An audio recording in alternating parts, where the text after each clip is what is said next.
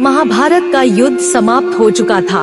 कुरुक्षेत्र की भूमि पर चारों ओर केवल लाशें बिखरी पड़ी थी। माता गांधारी, जिन्होंने जीवन भर अपनी आंखों पर पट्टी बांधकर जीवन बिताया था, आज वही आंखें आंसुओं से भीग चुकी थी।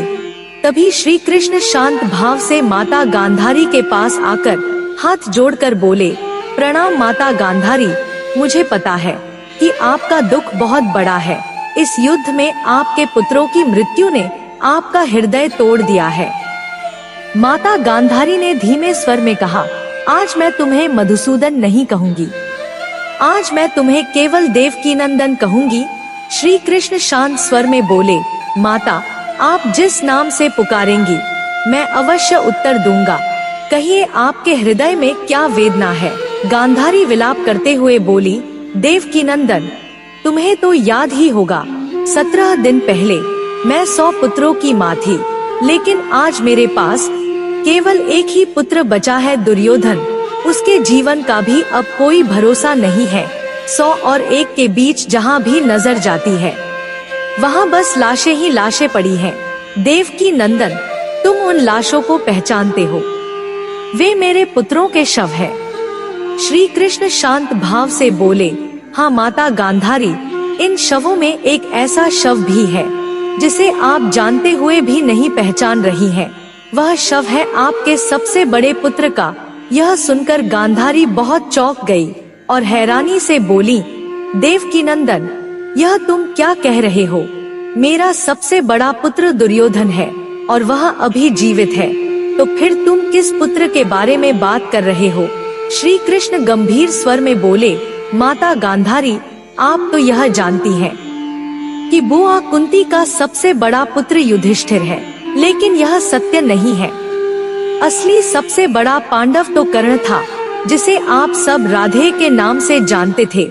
इसलिए आप यह मत सोचिए कि इन शवों के ढेर में सिर्फ आपके ही पुत्र हैं, इसमें बुआ कुंती का भी हिस्सा है। श्री कृष्ण आगे बोले, इसलिए माता, आप यह मत समझिए कि हमारी बुआ कुंती की ओर से कोई भी दुर्योधन की तरफ युद्ध में शामिल नहीं था।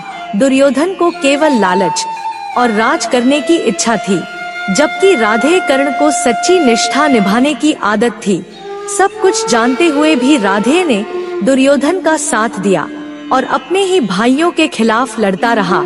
आखिरकार युद्ध में वह भी मारा गया। गांधारी दर्द भरी आवाज में बोली, यह तुम कह सकते हो देवकीनंदन, क्योंकि तुम माता नहीं हो। विजय के बाद जब तुम द्वारका जाना तो तुम अपनी माता देवकी से पूछना कि कोख उजड़ने की पीड़ा कैसी होती है। यह पीड़ा प्रसव पीड़ा से कहीं अधिक गहरी होती है। तुम्हारी माँ अपने पुत्रों पर रो चुकी है, इसलिए देवकी मेरी पीड़ा समझ जाएगी और तुम्हारी माँ यह भी समझ जाएगी कि आज मैं तुम्हें श्राप क्यों दे रही हूँ। हे वासुदेव कृष्ण, इस युद्ध की जिम्मेदारी तुम्हारी थी। यदि तुम चाहते तो यह युद्ध रोका जा सकता था, पर तुमने इस युद्ध को होने दिया। श्री कृष्ण शांत भाव से बोले, हाँ माता गांधारी, इस युद्ध की जिम्मेदारी मुझ पर थी, लेकिन यदि यह युद्ध नहीं हुआ होता तो अधर्म कभी खत्म नहीं होता। गांधारी दर्द भरी आवाज में बोली, देवकीनंदन, भले ही यह युद्ध होना आवश्यक था, फिर भी सुनो, मैं शिव भक्तिनी गांधारी आज तुम्हें श्राप देती हूँ। जैसे मेरे परिवार का नाश हुआ है, वैसे ही यदुवंश का भी विनाश होगा। कृष्ण मुस्कुराकर बोले, माता, आपका श्राप मुझे स्वीकार है। इतना कहकर कृष्ण वहाँ से चले गए। दोस्तों, क्या आपको लगता है कि सचमुच श्री कृष्ण ही महाभारत युद्ध के जिम्मेदार थे, और क्या माता गांधारी का श्राप ही यदुवंश के विनाश का असली कारण बना? अपनी राय हमें कमेंट में जरूर बताइए। यदि आप हमारे चैनल पर नए हैं तो चैनल को सब्सक्राइब करें और वीडियो को लाइक शेयर करना न भूलें। जय श्री कृष्ण।